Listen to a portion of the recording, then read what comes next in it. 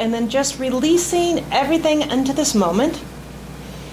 And I invite you to take another deep inhalation, and let's just breathe in that love that is God and that deep, deep presence. And then exhaling into this moment, I invite you just to take a moment and take a look at each other and recognize the presence of God. We move about this world, and the one beautiful thing about this movement is that we have an understanding that each one of us is a perfect expression of God. So I'm grateful to be here. It's been a while. It's so good to see each and every one of you. This topic came up for me because I am in the midst of deep change right now. I've been at Center for Spiritual Living Dallas for 11 years, and I become licensed next week, and I'm starting my own ministry. And I chose this image that I took down in Boerne, Texas, because there's these bushes with butterflies everywhere in the caterpillar, and for me it just was that perfect reminder that the caterpillar is going about its way, but it's about to encounter deep change in order for it to become that butterfly. And so my mantra has been lately is that change happens, but transformation is a choice. And how do we live life as a spiritual adventure? So, it'd be nice that when we're driving down the road of change and, moving about our day, that there's this big sign that says, change just ahead. But the truth of the matter is that we live in a dynamic universe, that nothing is ever static, that we're in the midst of constant change. And in every moment, we're being invited to recreate our lives with spirit. So it's that deep understanding that it's God as us, but we're also spirit in this human realm. And so we have the complexities, and I sometimes call the prickly particularities of being in our human expression. But change is constant, and sometimes we don't get that big warning sign, that big change is coming ahead, and we find ourselves in the midst of a shift in our relationship. We find ourselves in the midst of a shift in our job. We find ourselves in the midst of either a parent or a sibling or a friend experiencing an illness. We find ourselves in the midst of life and the changes of life. And sometimes the change that confronts us is actually something we've been praying about, we've been treating for, and yet when it arrives, there's a little hesitancy.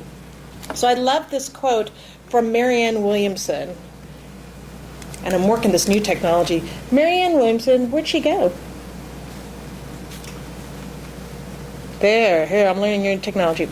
She says, change is in the air as old patterns fall away and new energies are emerging.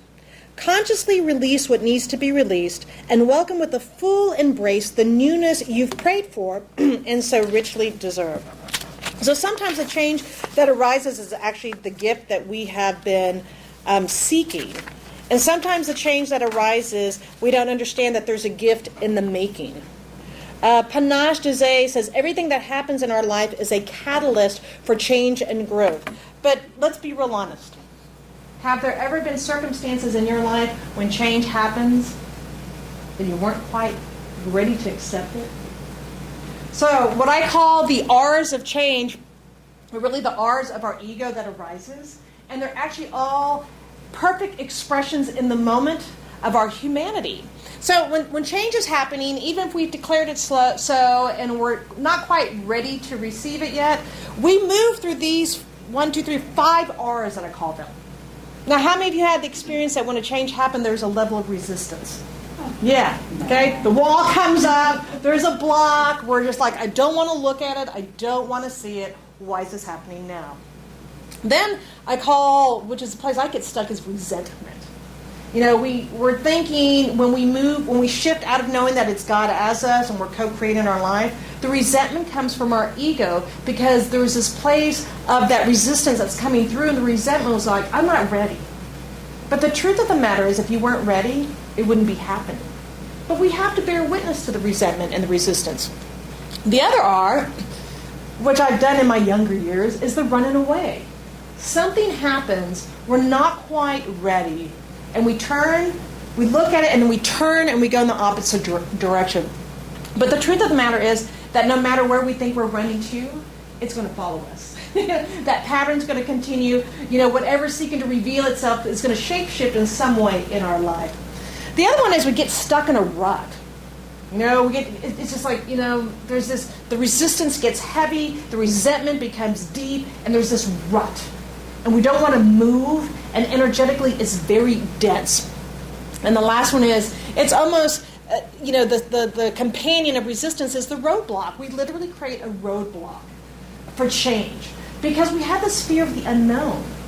From a psychological perspective, when we're moving into the unknown, we're entering this stage. It's like going through this door and moving through a dark hallway, and we're not quite sure what's on the other side. And so what happens, the ego comes up with all these different ways to prevent the change. But the change is going to happen. It's natural. It's dynamic. And so what I process through my prayer work is when all of these R's are coming up for me, I ask, it's like, okay, so what's seeking to reveal itself in a moment? Because these are very legitimate responses from our ego to be present to. And the one thing with metaphysics, we want to be clear that it's spirit as us, and we're in this human realm, but we don't ever want to deny our human experience. So if we took all of these and kind of like put them down over here, what happens is we create shadows, and then it ends up coming out sideways. So I remind people these are very energetic experiences of the change, and they're okay. Because I never want to deny my emotions, and I never want to, put over here what I'm experiencing and feeling in the moment. Now, the shift that happens is that the minute we start changing our consciousness, we start realizing that there's something that's pressing up against us. Spirit, this great universal intelligence, is pressing up against us because there's something greater that's seeking to reveal itself as us. So, it was the year 1993. I was a casting director of extras in Los Angeles. My intention was to be a film director. I was working at the largest casting company. My business card got me into every studio. I loved film production. I loved being on the set. I loved the change. I loved the creativity.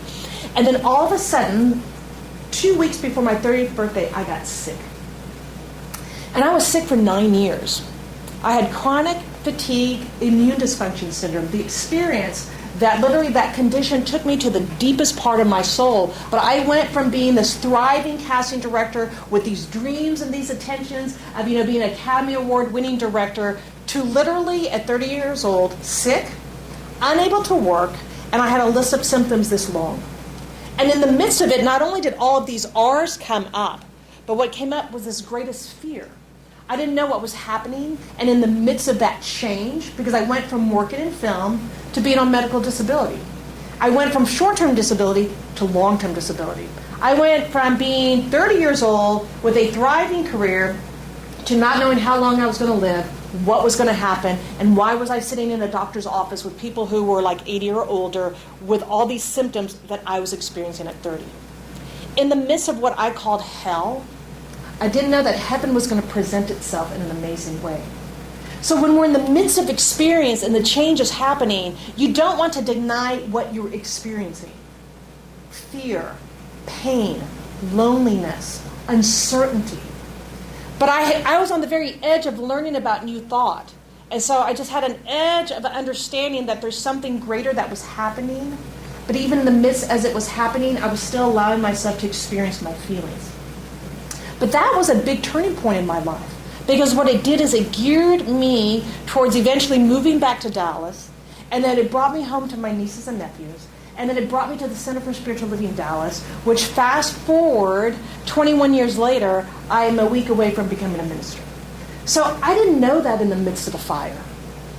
I didn't know that in the midst of the change. All I saw was pain. All I saw was I lost my job, I lost my dreams, I lost my house, I had to move back home, I'm living with my parents, I'm having this pity party. And I remember one day, my mother took care of her grandchildren, my nieces and nephews. So Isabella, who just turned 18, my sister's daughter, was 3 at the time. And so I'm on the floor, and I'm on Social Security and Medicare at 30, in my 30s. And I'm on the floor and I'm crying. I'm having like the worst pity party of my life. And I'm counting my change because I don't have any money and my check's not coming till later. And Isabella, 3, tiny, comes walking in, cute as can be. She's got like this little cherub face. And she walked in, she goes, "Oh, you're rich," And I sat there and it did, that energy just went, and it knocked me out of my pity party. It shifted my awareness that here I was so stuck in condition, I was stuck in pain, I was stuck in limitation. And here, this little angel comes and completely changed me and shifted my awareness and my consciousness in that moment. And from that day forward, I began my gratitude practice. That even in the midst of whatever change I was experiencing, I became grateful for the roof over my head, the food that I eat, the clothes that I wear, the air that I breathe, the family that loves me, the opportunity to know that I would always have a place to live. But in the midst of the pain and the illness and sadness, I didn't have that perspective. It took a 3-year-old to bring that forward in me. So the reminder is that when we shift the way we think, our lives change. And that's exactly what Wayne Dyer says. When you change the way you look at things, things change. So how do we shift then our perspective? How do we bring our awareness that when change happens, that we're actually living life as a spiritual adventure? And it's just a shift in consciousness. It's a shift in perspective. And it's a process. So I came up with the ABCs of living life as a spiritual adventure. Because the first thing is our awareness and our awakening that life is an adventure. It's the understanding that there's one power, and that is God.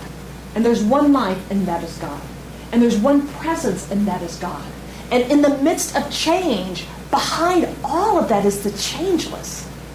It's that infinite intelligence that we call the one, love, beloved, whatever name. I have a friend that calls God Gus, great universal spirit. She goes, Gus is present. But when we shift into the awareness that we are living a spiritual adventure, that on some level we chose to incarnate Spirit, God, as us to express, and when we shift into that, well, if life is an adventure, how about if I enter this with playfulness? It's like when you go on the roller coaster. We're 45 minutes from Arlington, Texas, so there's 6 Flags. When we shift into the awareness that life is an adventure, I sign up. I pay to go into a park, to go to a roller coaster that I'm going to scream my head off. And then at the end of it, out of breath, scared out of my wits, I get off of it, I'm like, let's do it again. We pay to play. So what if we had that awareness that life is a spiritual adventure? That even in the midst of change, I'm getting on the roller coaster. I know that God is my source. I know that I am co-creating my life with this infinite universe, and I'm going to awake to that awareness that God is all there is. So the B is bearing witness, and then it brings it back to our R's. We must bear witness to our emotions. We must bear witness to our feelings. We must stand present to the experience, because we can know our spiritual truth, but we don't deny the condition.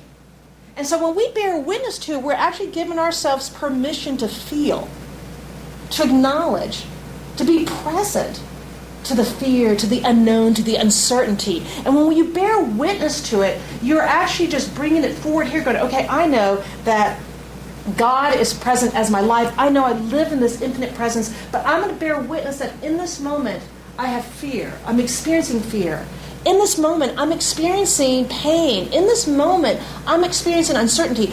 I know my spiritual truth, though, but I want to actually bear witness to this. And in those moments, you call a practitioner, or you go online to World Ministry of Prayer and write a prayer request and say, okay, so right now I'm having this experience, but I know that Max knows, or I know that Veronica knows, or I know that the person in World Ministry of Prayer knows my truth, but I want to be present to my experience, because we never want to deny it. The C then is that we get to make conscious choices. So if we're living a spiritual adventure, and we're making choices from that knowingness that God is all there is, my life, our life is an expression of God, then we get to consciously choose from that place of, okay, change is happening. Transformation is a choice. What's seeking to reveal itself in this moment? What's seeking to unfold in this moment? What is pressing me into something greater? Because if I know that there's a power for good in the universe, and I am it, and I can use it, when I can consciously use the law, that's where we can make choices that are in alignment with our intentions, that are in alignment with our prayer work. So in that experience of me being sick, and Isabella having that great revelation that I was rich, I began to consciously choose gratitude. Even in the midst, and I was in pain from A to Z, even in the midst of pain, I would go outside and go, oh, it's a beautiful day. I'm so grateful. I would make choices that supported my health. I made choices that supported my mental atmosphere. I made choices to meditate. I made choices to nap. I made conscious choices that were in support. And then once I moved into Center for Spiritual Living, I made choices to transform so that I could use these spiritual tools and these spiritual principles to allow my life to shape shift into the greater, as opposed to living into the story. The minute you can let go of the word my illness, my debt, my trauma, my ex-relationship, my this, the minute you can extract that word my and just say, I had the experience of a long-term illness. I had the experience of a relationship that ended. I had the experience of bankruptcy. You take away the energy of the ego and you move into that transformative place. But what I know to be true is that I live in an infinite universe. I know that God is my source. I live in an abundant universe. You consciously align in prayer for the very thing that you're seeking to experience. And then you get to the deliberate delight. So in Hinduism, I can't remember which text, it writes about that all of life is the delight of the divine. That spirit is seeking to express itself as the delight of this infinite presence. So when you're living from the place of spiritual adventure, you're awake that there's this infinite power that is the changeless behind the change. You're bearing witness to the emotions and you're consciously choosing, then that deliberate delight is a natural outpicturing. That no matter what the issue is, Spirit is present. God is present as me. God is present as you. God is present in this moment. Whatever the expression is, I'm calling forth greater good. I'm calling forth harmony. I'm calling forth peace in this moment. And then the delight is that natural expression of knowing that you live in a universe that supports every aspect of your beingness. We get to choose. So this last week, I was working on a project with the photographs that I have, and my iMac died without a warning. It has all my photographs. It had all the files. I'd been working. It was a 12-hour day. It had all the files, and I normally save everything at the end of the day, sometimes 2 days, because I learned to back up. And I sat there, and instead of going into a story, I was like, okay, my iMac is not working. I released all adjectives and adverbs. I released all stories. I released all drama. Why is this happening to me? In the past, I would have had this really I just was like, I chose consciously just to be present. And because of everything that's going on in the world, I didn't even use the word inconvenience. I go, really? I'm healthy. I'm happy. I'm alive. I live in a safe universe. My computer is just complete. Because I chose my thoughts and I chose to be present, I didn't go into some kind of story. And trust me, about 10 years ago I would have. Oh, the universe is up. Didn't God know? I would have made it something, some story about an external power that was tripping me up because I'm ready to move forward in my good. And I literally sat in front of my computer and went, okay, let me go get my laptop and make an appointment at the Genius Bar, to get it taken care of on Monday. But I made a conscious choice to be in that just joy of being and expressing. And to be in that knowingness that, you know what? My life is good. It's just a change. I have to get a new computer, or get it fixed. And then the last thing is our eternal embrace, which is what Marianne Williamson talked about, that when we do affirmative prayer, which is what's so beautiful about this movement, is that we actually consciously move into the awareness that there's only one power, there's only one presence, it's my life. And I get to use consciously these principles and put into the law that intention, that seed, and I'm co-creating with Spirit, that what happens is there's this eternal embrace of the infinite presence. I'm not alone. Change happens. We live in a dynamic universe. It's constant. if we're not being a part of that conscious change, if we're not embracing the good, even if the appearance may not be, but we hold on to the truth that something greater is unfolding. Just like when I was 30 and sick, I could not imagine, I'm about to be 51, that this is where I would be. I couldn't imagine I'd be here at CSL Midland. I can imagine that next week I'm going to Santa Rosa to be licensed as a minister. But now with that awareness that no matter what the experience is, I can be in that eternal embrace, heart wide open. I'm on an adventure. All right, Spirit, we're doing this together. All right? And then making the choices from that place. But it's that eternal embrace that keeps my heart open. It keeps me open to possibilities. It keeps me open to intentions. It keeps me open to allowing whatever unfolds in the visioning to express itself. So as I said earlier, I've been at the Center for Spiritual Living Dallas for 11 years.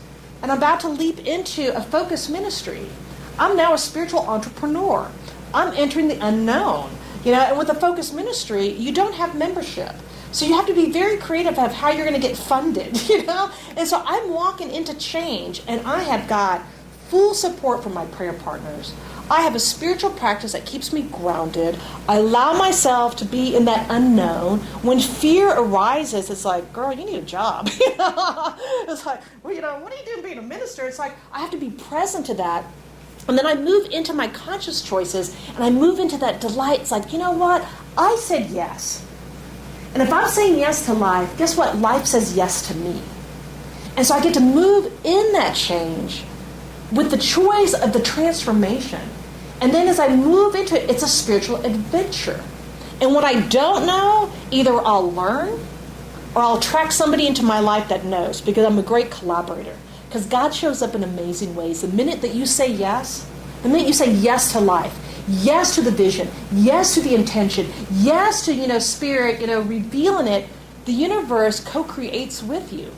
So in that change, through all of the emotions, and all of my, we call it the Sacred Seven, those of us from the Denver campus, there's actually 22 of us becoming ministers, we're entering the unknown.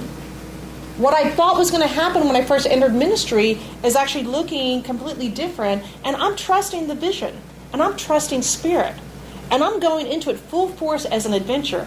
I'm 51, and I tell people 50 is a new 30. I have 40 years ahead of me, And I'm moving in with this energy of like, all right, Spirit, I said yes. We're going to play together.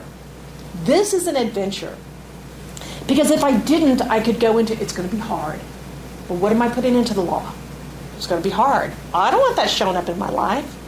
Oh, you're this old. You shouldn't be doing that. Put that thought right over there too. So when I'm moving through change and I'm using my spiritual tools and I'm meditating, I'm visioning, I'm praying, I have prayer partners, I'm consciously participating in this adventure. And just staying open, just like Isabella, with that childlike wonder of like, okay, life is good, and just celebrating what's present, it allows me then to move through the eternal embrace, knowing that I'm fully uplifted and supported by the One.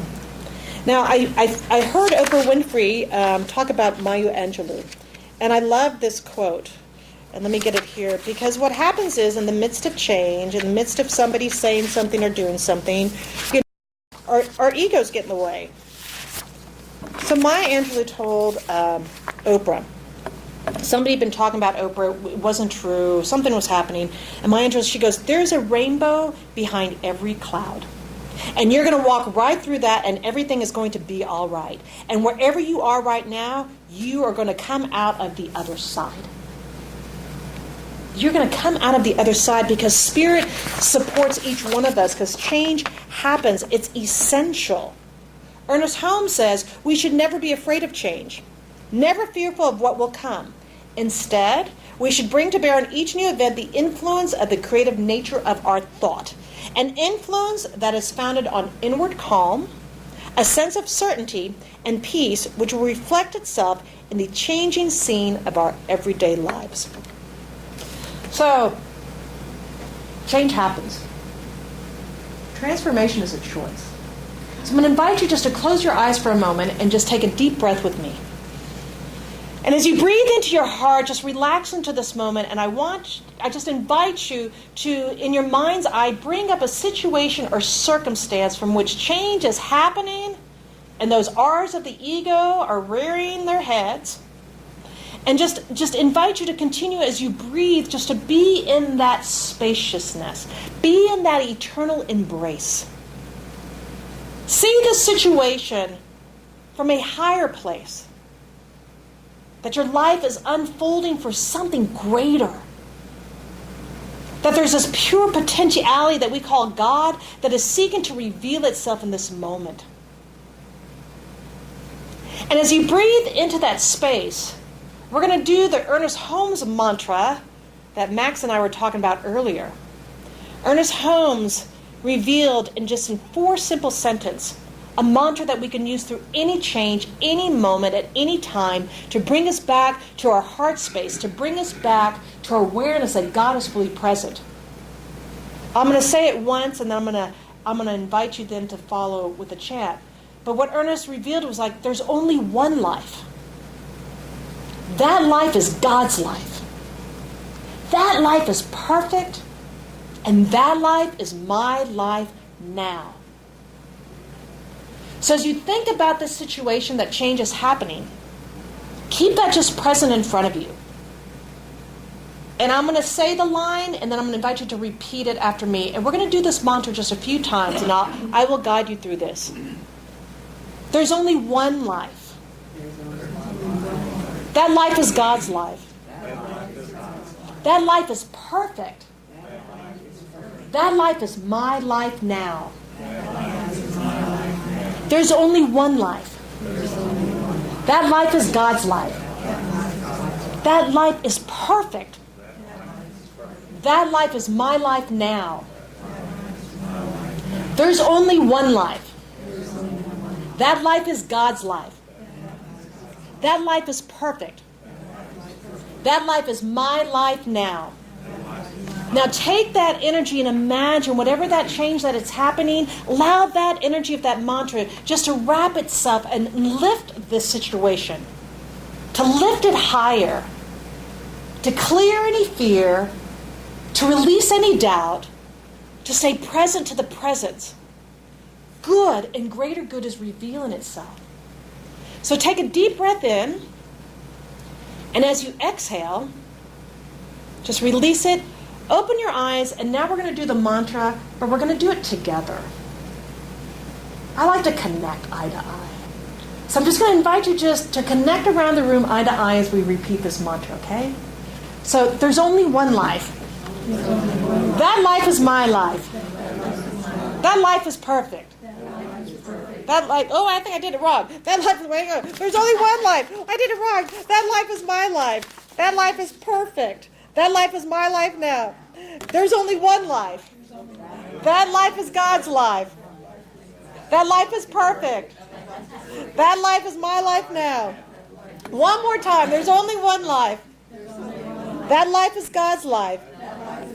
That life is perfect. That life is my life now. I got lost in your smiles. So it's a simple mantra. That in the midst of change, that mantra, that practice, or find something that works for you, an affirmation that truly brings you to that awareness that the presence of God is here now, that the presence of God is your life, that in the midst of that situation or circumstance, good is revealing itself. That this manifest universe is the body of God. But that those 4 lines are so simple and so complete that in those moments of change or those moments when the energy of situation is becoming too intense, I take that mantra and I walk it. If I have to walk up and down the hallway, if I have to go outside for a walk, and I walk it till that energy moves. So then I can be present to what is seeking to reveal itself in this change. Change is just constant. It's constant. But we get to co-create our life with Spirit. We get to choose in every moment how to respond. And when we respond from a place of truth, well, this may be my experience, but that's actually not my spiritual truth. We can bear witness to it, but we're not overcome by it. We allow ourselves to be led by love, led by our vision, not, running from fear. Because we live in a dynamic universe. It's the one power that's seeking to reveal itself as our greatest good, our greatest life, our greatest yet to be. Ernest Holmes in Creative Mind and Success talks about changes that happen, and these women who became authors at 50, Emma Curtis Hopkins was 60. He goes, change is constant, but we get to choose. So some change happens, and there's some change that we're going to consciously co-create with Spirit in our life and our prayer work so that we expand to the greater glory of who we are. We live from our brilliance. We live from our magnificence. We live from our good. And we get to call it good. So in those moments when you're feeling the R's, be with the resistance, be with the resentment, be with the roadblock. Okay, I'm in a rut. Great. But you're not going to live from that place. You then get to move into the ABCs of life as a spiritual adventure. And become awake, aware. I'm alive. This is God as me. Bear witness to it. Make conscious choices. Then just watch how your life shape-shifts when you deliberately decide to live from the delight of the divine, the joy. And then embrace your experience, embrace your expression, and embrace the knowingness that everybody around you is also on their own journey. And that we get to co-create this life with Spirit. So change happens, but transformation's a choice. And when we live our life as a spiritual adventure, I can guarantee you, the minute I shifted from my pity party to the power that is God within me, I not only healed when I was told I would never heal, but I moved into something greater than I ever could have imagined. Because I never imagined myself and all that I did at Center for Spiritual Living Dallas, with community service, with ministry, with the people that I've met. And so I stand in that place that life is an adventure. And if we're going to be here, we might as well have fun. All right? So I invite you to get within, and let's just pray into this place and this space, and just, first of all, gratitude. I'm grateful just for that pure awareness of the one power, the one presence that is so infinite, that infinite intelligence that is the delight of the divine, that is forever experiencing and expressing itself as all of life. I'm so grateful that as I move about my day in Dallas, I go to White Rock Lake.